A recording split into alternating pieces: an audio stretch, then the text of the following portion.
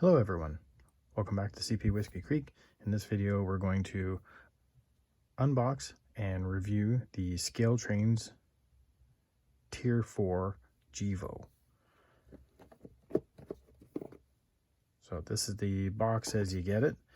In this model, what I got was the Canadian National ET44 AC number 3233 in the Military Heritage Armed Forces scheme. So I don't normally buy new locomotives because they're kind of expensive, and I certainly don't normally buy anything that not really related to CP or any of its fallen flags or subsidiaries or anything like that. So I really don't own much CN stuff, but I kind of had to have this one. Especially in N scale, there's really not many options for the military heritage units. So you can see that this is the camouflage one for CN. There's a lot more options, especially in HO scale. Athearn came out with a very popular line of the CP ones, and I'm still waiting for someone to do a CP N scale military heritage units, but for the time being, I certainly had to have this one because even though it's CN, I was able to work past it.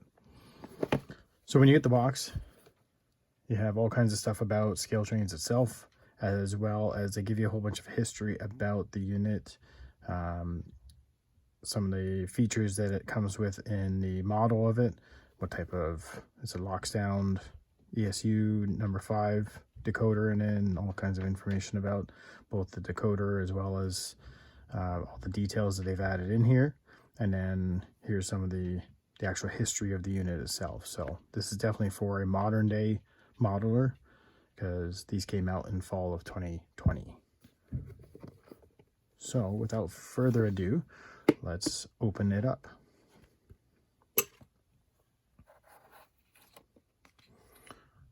You got an operator's manual.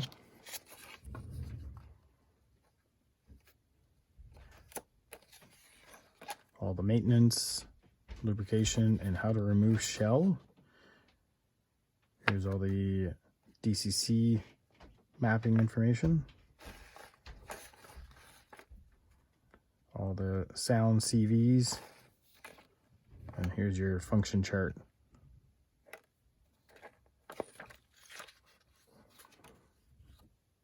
Very interesting. So one thing that, before we get into the actual box itself, the one thing I found, especially with Scale Trains, is they don't really deal with all the local hobby shops. So I contacted my local hobby shop when this was released and was hoping that they'd be able to order this in for me.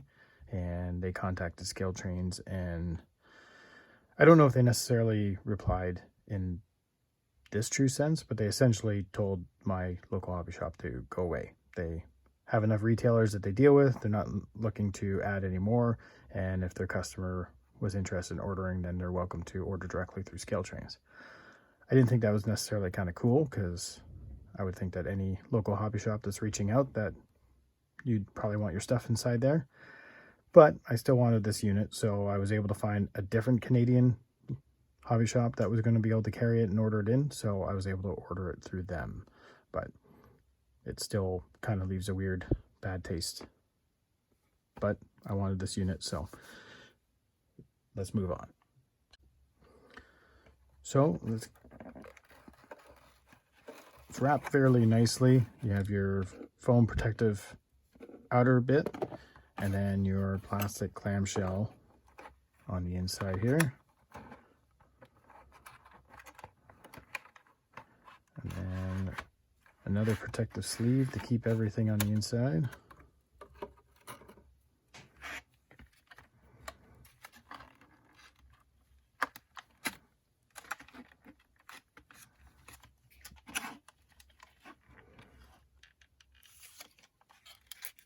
And you can tell that I don't get many new ones because I can't even get into it.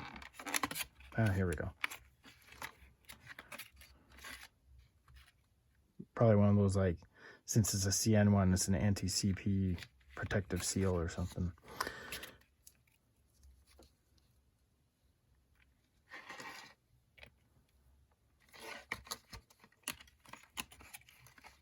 So now, since we're on the inside, we can have a nice little look at this model.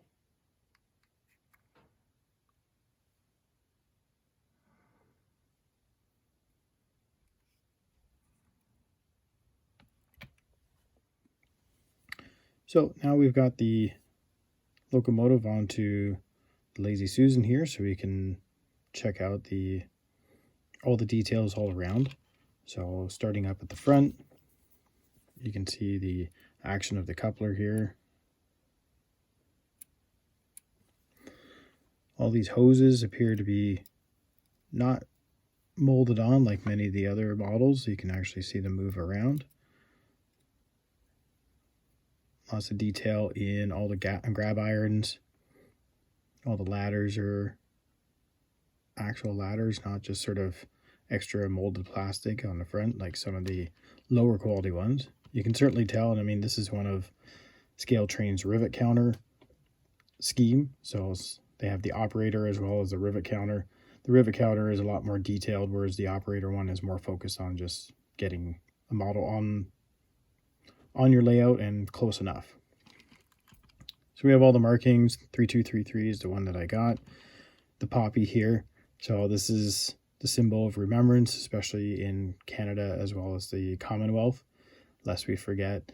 The interesting thing, which I'm kind of curious about, especially knowing how well the Royal Canadian Legion protects the image of the poppy, I wonder whether or not Scale Trains is actually got permission to use it, or whether or not the Royal Canadian Legion actually knows about this, or I'm not sure. Canadian American flags, and then also we have the camouflage scheme, which is kind of cool. I haven't removed these foam pieces, the foam inserts, to protect the rest of the handlebars along the side. But you can even see, like in the gas tank area, there's all this detail along here. It's pretty impressive.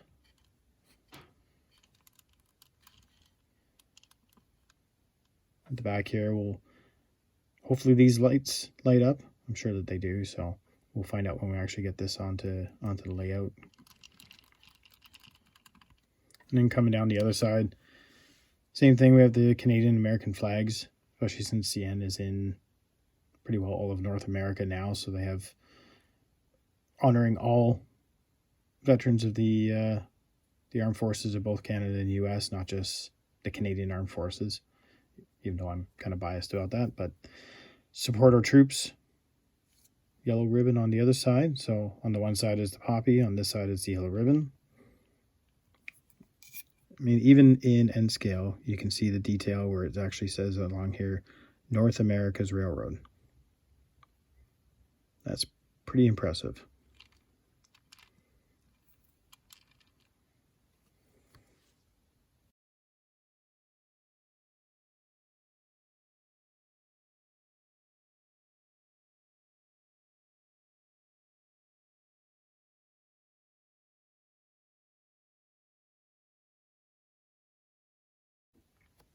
Another detail that I've missed on the first sort of go through is along the back here, it actually says, thank you for your service. And as you come around on the other side, it says the same thing en français. So certainly respecting the two official languages of Canada. Overall, it's a really nicely detailed model. There's lots of attention to detail that they put into it. The coloring and the overall look and feel of it is great, but the next step is we need to get it out onto the layout. So let's go. Okay, we've got it out on, excuse you. We've got it out onto the layout and got the DCC system fired up so we can start going through some of the settings and so forth.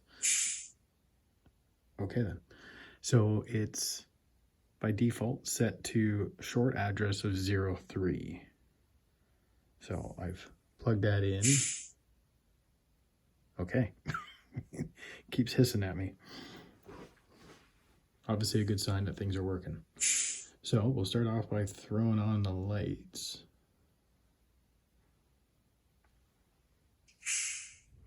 All right, so we will keep going through some of the DCC sounds and functions. So obviously F0 turned on our lights and turns them back off again. F1 is our bell.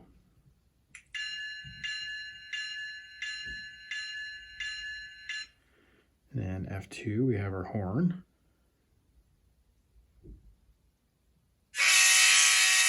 Oh.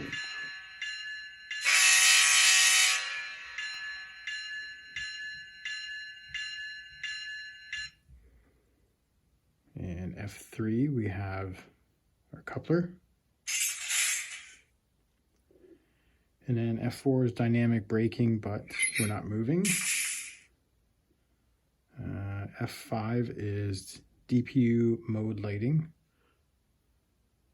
which we'll have a look at the back so we can see that.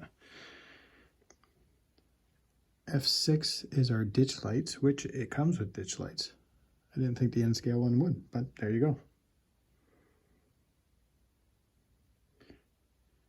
F7 is not in use, so don't worry about that. And F8 is our sound on and off, or the startup sequence.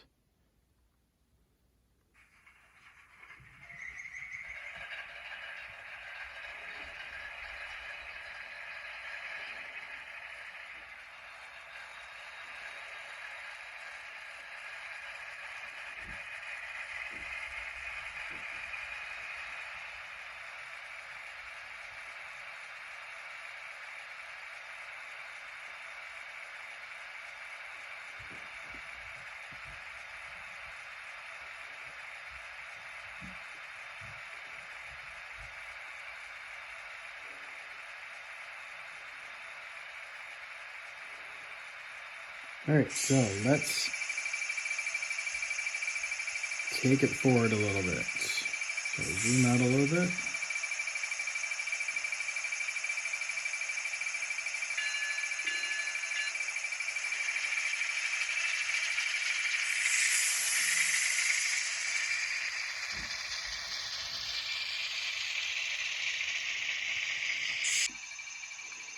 And now we'll bring it backwards.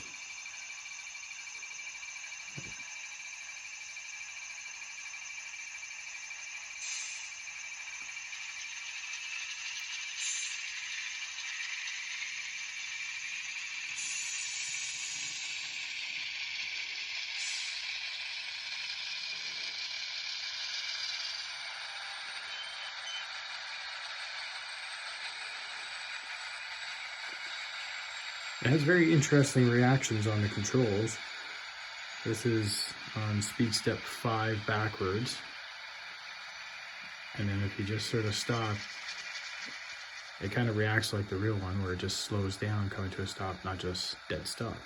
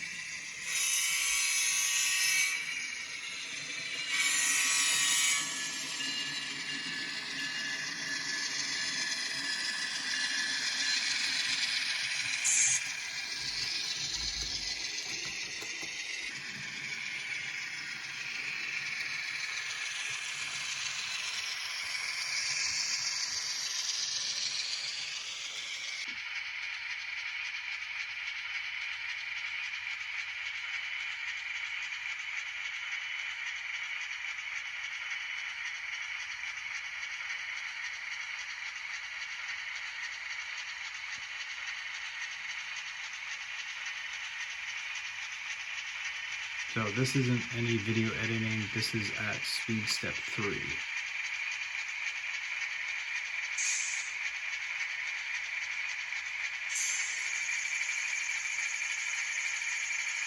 You can see a little stall in it every few seconds.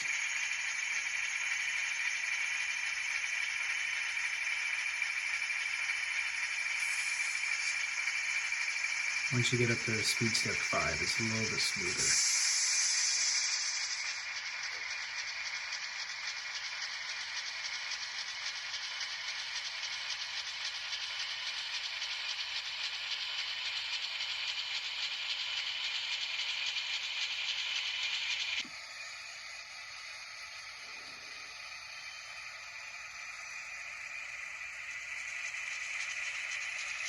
Overall, this is a beautiful model, very nicely detailed, runs super smooth.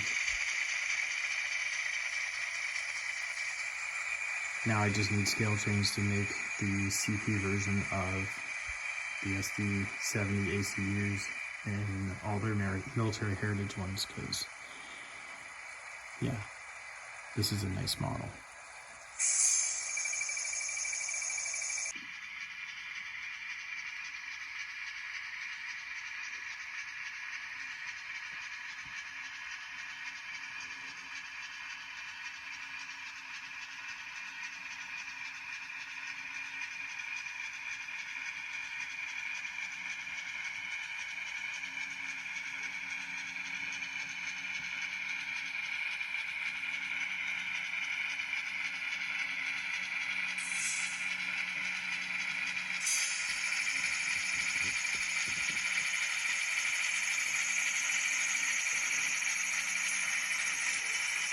So we're creeping forward with a couple custom cars that I have, just to make up a little train here. So the first one is a Afghan memorial car when I got back from overseas, and I made this one up before everyone else had support the troop type cars, and it was kind of the cool thing to do, so I made up my own with the General Campaign Star and a support the troops ribbon. The next one is my mini print model railroad blue car. After that is one from a forum that I used to frequent on. Haven't really been on there really much, but nscale.net used to be my go-to place for N-scale fun. And then the last one is A Modeler's Life podcast car. So it was more just a decal set, and then you add that to whatever car. So ironically, it used to be a CN car, and now it's not a CN anymore.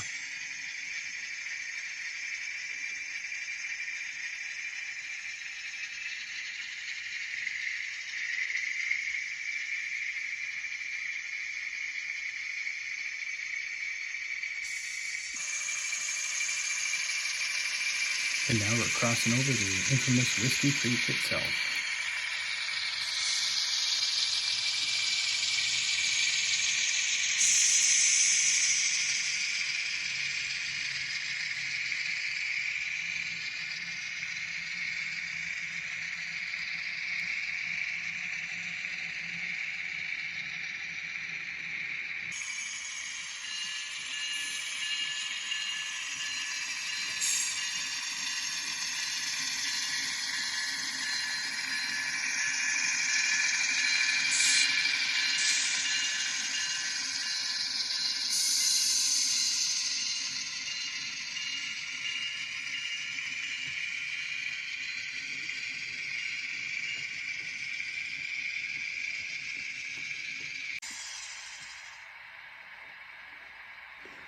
All right, so as we go through the shutdown sequence,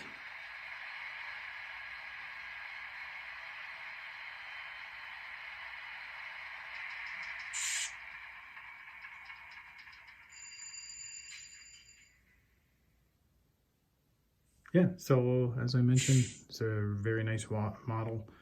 It runs super smooth. The detail is immaculate. You can see it beside a Kato as well as a Atlas, and certainly nothing to be ashamed of. And other than the fact that it's CN. But I'm sure I will still find a place for it to run on my layout. CN or not, it's still super important to me, especially being a veteran, having the veterans unit, then I will definitely run it with some great pride. So hats off to Scale Trains. Definitely hit this one out of the park. So I would definitely give some consideration to getting another model. Maybe if they come out with the Canadian Pacific heritage units of the military heritage ones, that might be super nice. If anyone's from Scale Trains watching this, hint, hint, nudge, nudge. Otherwise, thanks for watching. Have a good one.